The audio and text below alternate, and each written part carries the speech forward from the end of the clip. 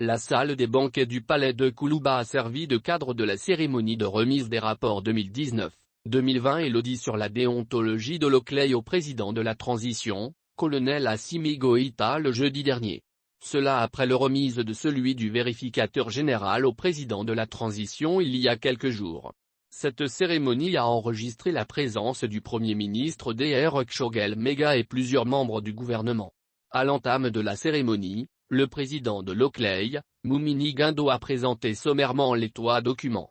Moumini Guindo a demandé le soutien des plus hautes autorités, afin de bien mener sa mission. Le chef de l'État, le colonel Assimi Goïta, en prenant la parole a remercié les membres de Locley pour le travail remarquable qu'ils font pour mener le combat de la lutte contre la corruption. L'État ne ménagera aucun effort pour apporter assistance à Locley, a déclaré le colonel Assimi Goïta. Le président de la transition a apporté son soutien ainsi à Locley à poursuivre son combat. Dans son exposé, le président de Locley a révélé qu'entre le 1er janvier 2019 et le 31 décembre 2020, au chapitre de la contribution à la répression, sa structure a transmis à la justice 9 dossiers d'enrichissement illicite présumés. La valeur des biens présumés illicites dans ces 9 dossiers s'élève à 6 995 millions de FCFA. Selon les résultats des enquêtes de Locley, 384 biens immobiliers, soit 34 maisons d'habitation, 72 bâtiments commerciaux ou professionnels, 139 parcelles et 78 concessions rurales totalisant 181 hectares ont été identifiés. La valeur des mouvements des entrées sur les comptes bancaires des 9 personnes est estimée à 3 671 millions de FCFA de 2014 à 2020. Alors que leur revenu légitime s'élevait à 444 millions de FCFA à la même époque. Les personnes concernées sont un comptable, 4 cadres financiers, 2 maires, un ancien ministre et un préfet. Les 3 dossiers transmis en 2019 ont été traités par le procureur de la République de la Comunie où Locley a noué un pacte de collaboration pour mieux mener son travail.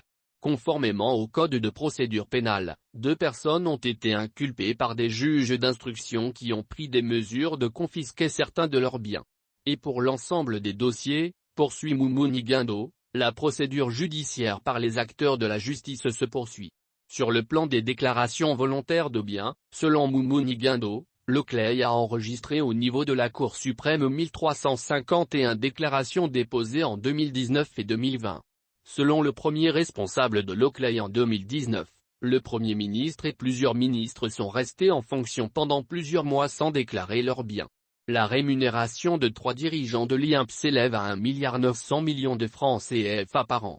Après analyse de certaines charges de personnel de l'Institut national de prévoyance sociale, INP, selon Dr Moumini Guindo, il a été constaté qu'en dehors de toute légalité, le directeur général adjoint de l'INP a perçu 353,72 millions de FCFA comme indemnité de départ à la retraite et de la même manière et au même titre, l'agent comptable a perçu 1,7 milliard de FCFA par mois, précise le président de Locley. Le directeur général adjoint gagne une pension de plus de 6 millions de francs CFA et l'agent comptable, plus de 8 millions de francs CFA.